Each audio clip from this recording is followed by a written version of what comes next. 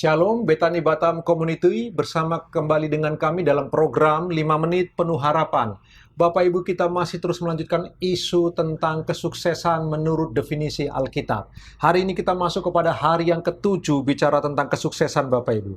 Apa itu sukses menurut firman Allah?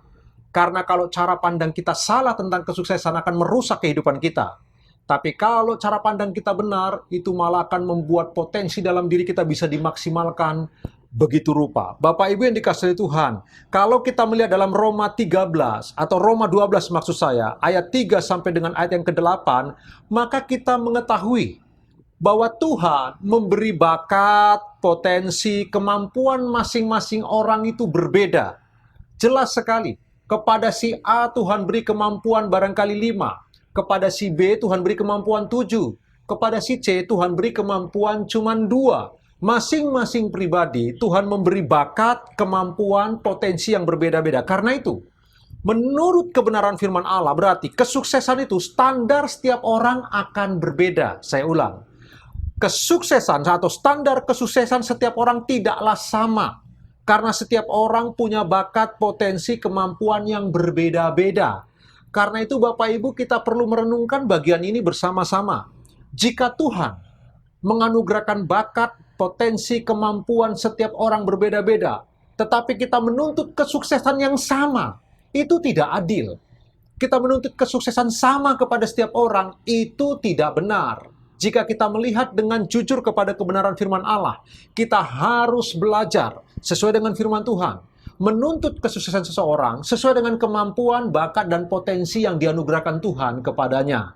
Karena itu Bapak Ibu yang dikasihi Tuhan, kita perlu merenungkan kita masing-masing. Sesuai dengan kemampuan kita, bakat, dan talenta yang Tuhan anugerahkan kepada kita, kita perlu maksimalkan itu. Kita maksimalkan sungguh-sungguh di dalam Tuhan. Kemungkinan besar, waktu kita sudah memaksimalkan semua potensi, semua kemampuan, semua bakat terpendam yang Tuhan anugerahkan, lalu hasilnya berbeda dengan orang lain. Tidak apa-apa.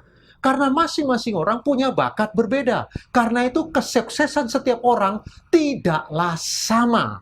Kita tidak boleh melakukan generalisasi, Bapak Ibu, menganggap semua orang harus setara dalam kesuksesan, harus setara dalam keberhasilan. Itu tidak fair. Bahkan itu melanggar aturan atau melanggar hukum yang Tuhan sudah anugerahkan kepada setiap orang. Bapak Ibu yang dikasihi oleh Tuhan, jika begitu, hari ini kita belajar. Ingatlah, standar kesuksesan setiap orang tidaklah sama. Kenapa? Karena setiap orang dianugerahkan bakat, kemampuan, karunia yang berbeda-beda. Bahkan ukuran iman seseorang berbeda Tuhan anugerahkan kepada orang yang lain.